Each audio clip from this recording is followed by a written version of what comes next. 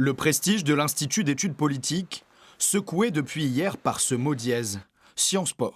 Sur les réseaux sociaux, plusieurs étudiantes témoignent d'agressions sexuelles qu'elles auraient subies. Cette jeune femme raconte la fin d'un week-end d'intégration qui tourne mal. Il m'a dit bon, bah, t'as qu'à te mettre là. Et moi, étant donné que c'était, bah, comme je l'ai dit, c'était un pote, je me suis vraiment dit innocemment, bah voilà quoi, ok, c'est le way. Et c'est à ce moment-là que lui a commencé à essayer de m'embrasser, entre autres, et jusqu'à ce qu'il commence à se faire encore plus insistant que ça.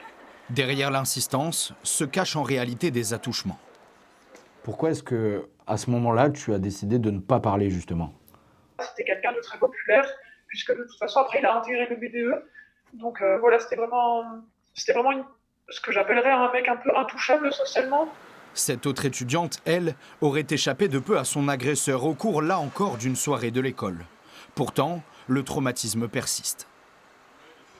Après cette soirée, j'ai essayé de faire comme si tout était normal et de continuer à aller dans d'autres soirées, de parler avec plein de gens et d'essayer de m'intégrer à Sciences Po.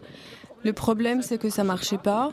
Mon corps me faisait comprendre que je ne pouvais pas et j'ai fait des crises d'angoisse et une dépression pendant un moment. Aujourd'hui, devant les murs de l'école, le hashtag Sciences Po agite la rumeur. Selon cet étudiant, ces agressions seraient banalisées par un climat sexiste. Pour lui, la direction de l'école est bien au courant des comportements de certains de ses élèves. La parole, elle était déjà libérée avant. Il y a quelques victimes courageuses qui osaient parler et qui se retrouvaient face à un mur, face à une direction qui souvent les écoutait pas. La priorité, c'est pas d'écouter les victimes, de traiter et de faire en sorte que ça se reproduise plus, parce que ça pourrait avoir des conséquences médiatiques qui seraient mauvaises. La priorité, c'est de sauvegarder l'image de l'école. Une vague de témoignages qui touche l'ensemble des instituts d'études politiques en France.